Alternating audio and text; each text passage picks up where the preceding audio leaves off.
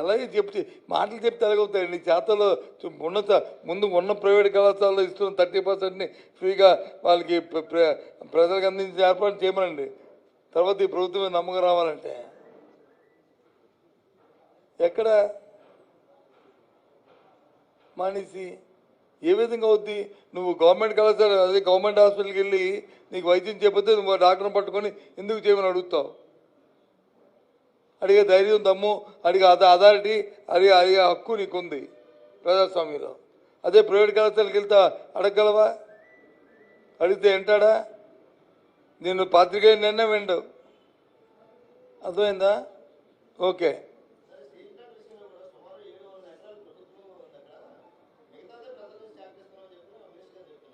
ఏ minister గారు అంతేం తెలియదు. ఆ ప్రజలకి వెళ్ళి చెప్పమన్నా మాట నాకొద్దు.